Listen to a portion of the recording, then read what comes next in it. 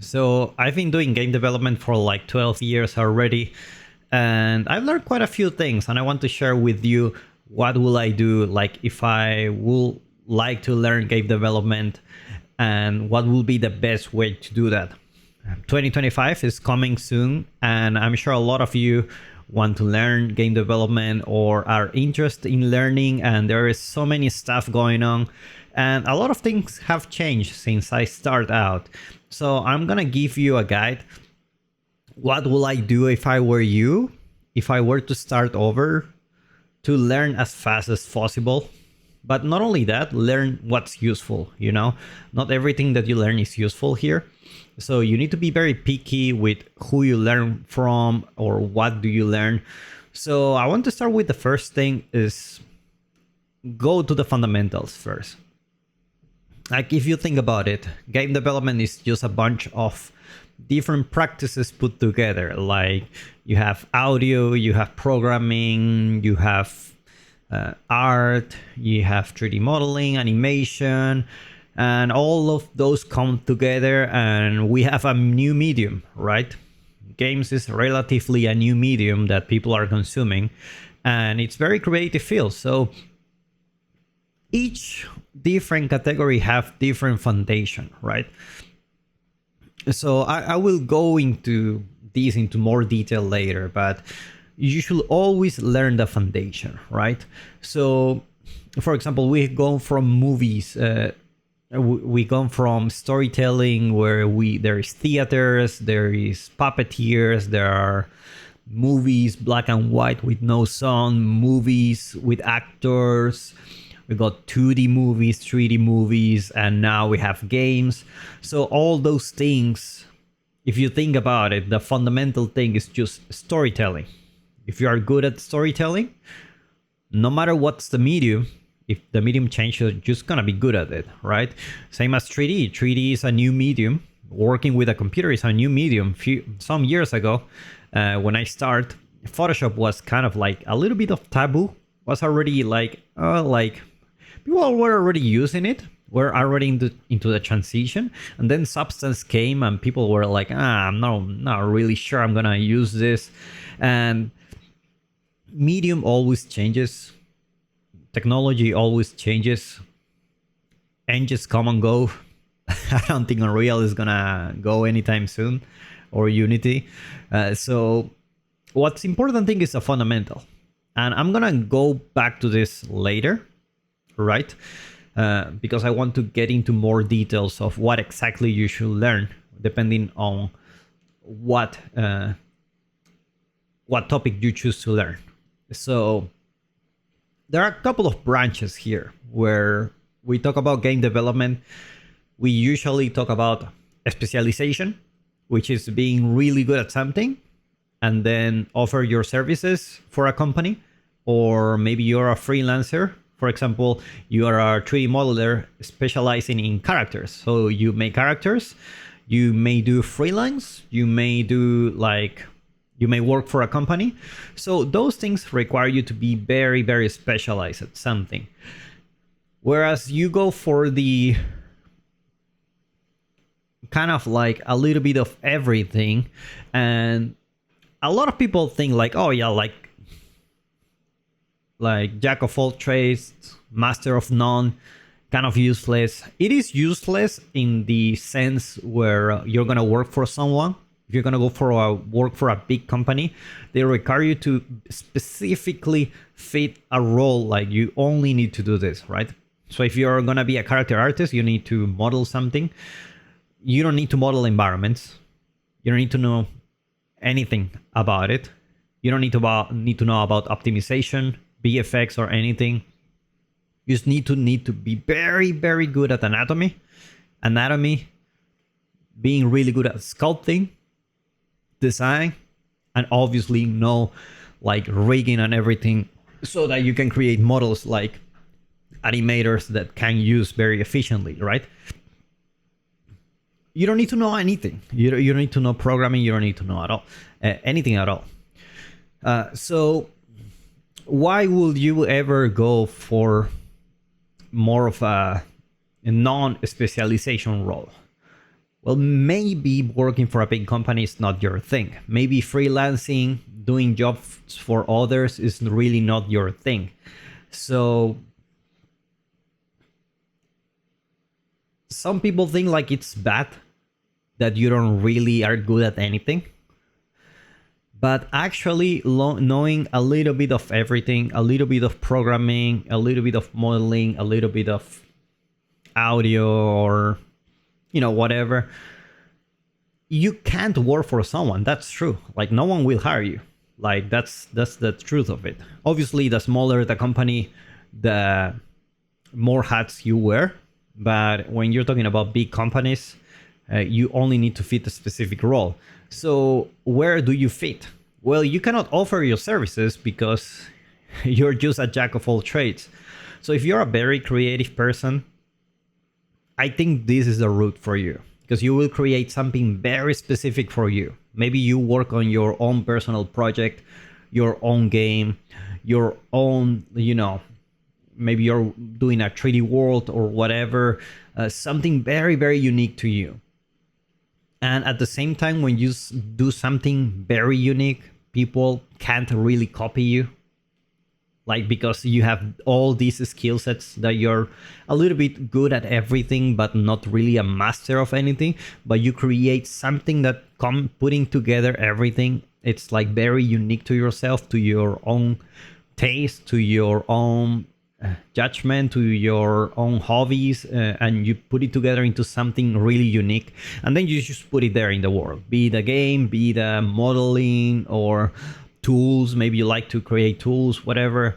Like, it's just something like you cannot go for that route. Like, and I have been in both. I have been first like a jack of all trades for many years, and I had to learn a little bit of everything, and then I specialized in 3D.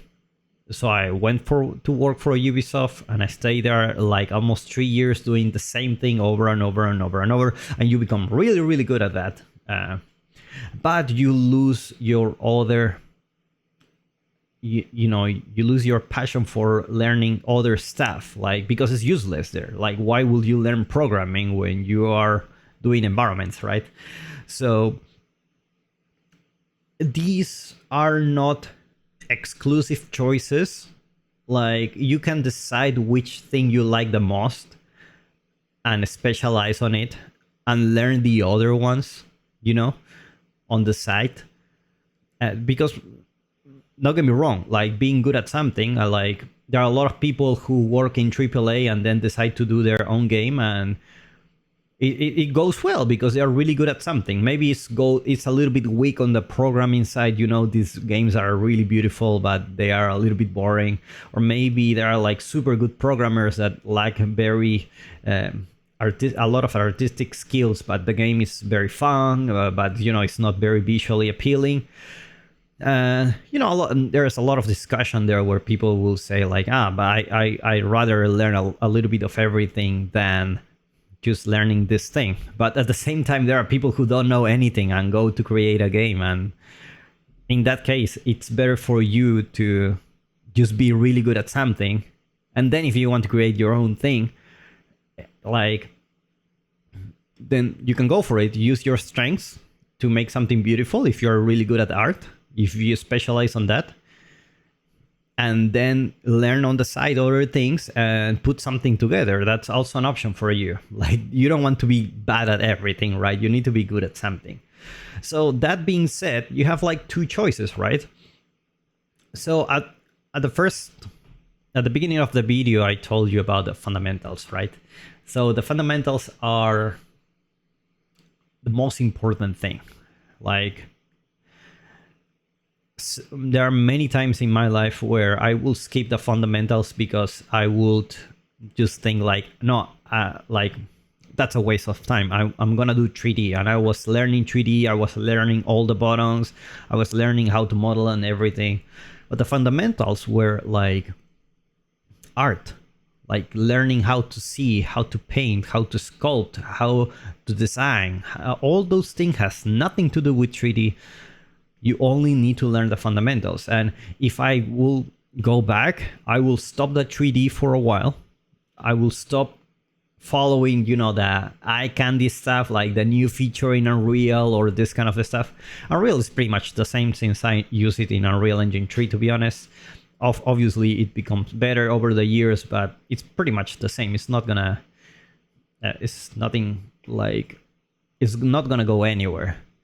But the fundamentals, like, how do you find a course that is really good for fundamentals? I'm gonna give you a couple of examples in the art world, because that's the one I'm most familiar with.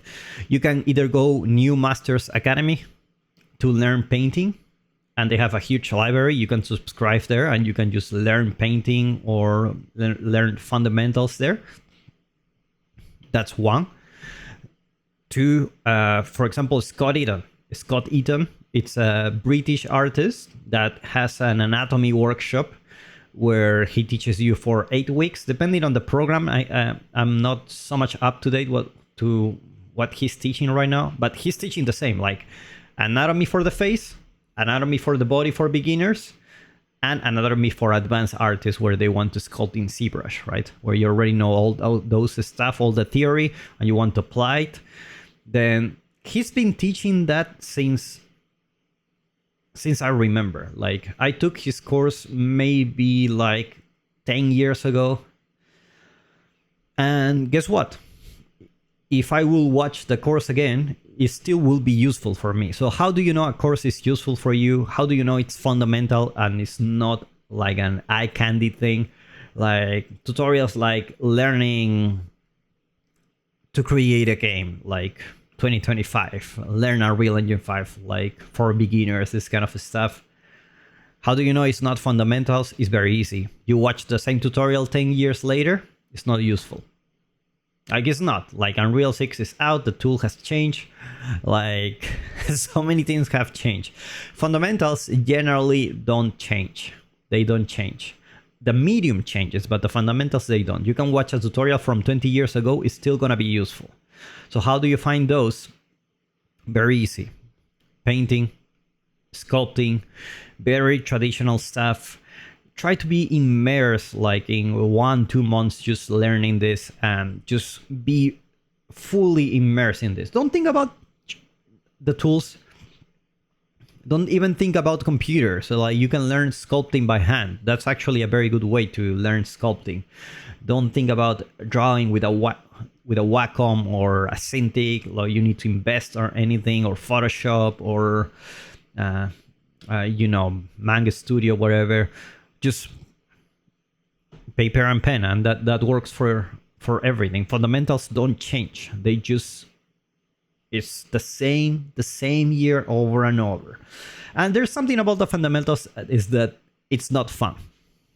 It's not the funniest thing to do, right? Like, it's drawing the cube, drawing the cylinder, learning anatomy over and over. This is very technical stuff. But as the more you do this every single day, the more you do practice fundamentals, you will notice that about 1 or 2 months, your ability, it will just skyrocket. 2 months intensively. I'm talking about 4 hours a day, 5 hours a day. Like, even if you don't have time, make it 1, but make it consistent for like 2 months. If it's painting, you need to copy every single day. It's a picture, black and white, copy it. Exactly the same. Every day the same. Every day the same assignment. Every single day. And what happens is that after 2 months or 3 months, your ability to see things change. And when you touch, let's say you want to learn Blender or Unreal, you're super familiar with everything. You want to place an object in the world, you already know, oh, this looks good, this looks wrong, the light comes from here, this light looks good on this, and this form doesn't look quite well, this kind of thing. You have like a skill that cannot be transferable, like you have earned it. Same thing with programming. There are a lot of fundamentals on programming, C++, even C. I started with C++ many years ago, and C++ is just an amazing program, an amazing language. You can pretty much program everything. You can start with characters. You can program a calculator. You can program like small ASCII characters that move. Very basic stuff. Or you can find online fundamentals of programming and good practices and a lot of exercises to train your logic. So when you go to blueprints, it's like, okay, let's learn blueprints. In Unreal, we don't know anything about it, but you already know the logic. It's like, oh, first step this, and then you do this, and then you do this. And this is like why you can create something is because your logic is good. So only choose one topic. And do it for like, fundamentals are always trained. It's not like you ever gonna stop learning fundamentals, but do it for like only fundamentals for like 3-4 months. From the first year, the first 4 months fundamentals of this type.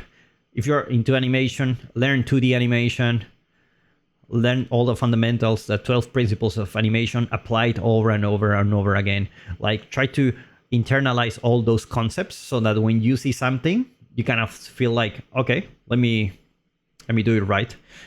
For this one, you may need to do 3D, right? But if you want to practice storytelling, practice writing, practice, have a blog, do something. So the first 4 months, just purely fundamentals. What do you do with the rest of the months? Well, you can either keep practicing fundamentals. You can go wrong with that. That's like the safest bet. You can keep practicing fundamentals, or you can have a project. Now, I don't like projects that last like 1 year because a lot of things can happen, but maybe like 1 or 2 months, you're gonna apply the fundamentals, because fundamentals are not really creative. They're just math, like 1 + 1 = 2. It always works. Like I always do this technique and it always works. It always looks right. Now I need to be a little bit creative. Maybe you want to create a small game. Just starts with something small. And that's when you can go for other tutorials to learn things like how to use Unreal, how to use materials and this kind of stuff. Like when you have a good foundation, you can learn that. And you can have a project. So there are 2 types of projects that you may want to make. The first one, if you want to specialize, focus on portfolio. Like if you are a programmer, maybe you want to learn programming, what kind of position you want to fill. Multiplayer programming or gameplay programming. If you use gameplay programming, make something fun, create something. If it's multiplayer, make something that is multiplayer. Learn very, very specific things about multiplayer for programming for games, right? And if it's 3D, like what are you specializing? Environments. Okay, create an environment. Which environment? I don't know, create a cave, create an island, this kind of stuff. Just have a project, 1 or 2 months, not more than, I feel like 8 weeks is the magic number to push yourself like every week. And after that, you can just relax a little bit, right? So that's if you want to go for the specialized route. If you want to go for a more of a jack of all trades, I just want to create projects in Unreal, I want to create my own game, start with something simple. If it's your first game, maybe create a platformer, maybe create something, not really a complete game, but just a feature like platformer game, make the player jump, make it challenging, but make it like 2 months at most. 2 months, and after that you will see that you have learned a lot, because it's in the projects that you apply the fundamentals, and in those fundamentals, in those projects is where you can see like if my fundamentals are wrong, I'm just gonna have trouble with it. It's kind of like when I'm learning Chinese now, and I have a system that I learn the characters and I learn the words, and I learn word by word. I have my flashcards and I just learn the words over and over. Each character, couple of characters can form a word. And when I go to sentences, I can read the sentences. But if I don't know the characters, it's like I read the sentence and, oh, I don't know what this means. I don't know what this means. That means I need to go back and work on my characters so I can read more stuff. The same thing with making games. Is there's something you're stuck in, probably your fundamentals are not really that good. For example, if your environment doesn't look good and you don't know why, maybe you should go back to the fundamentals. Sometimes going back, it's better than just trying to force it. You will feel like you're wasting time, but you're not. So just go back to the fundamentals. And after that, maybe you can do fundamentals for 1 month or something. Maybe you're struggling with rocks. Try to practice rocks, sculpting rocks and everything, painting. Painting is a wonderful exercise because it's faster than 3D most of the time. And you can apply the fundamentals really well there. You can really tell whether something looks good or bad.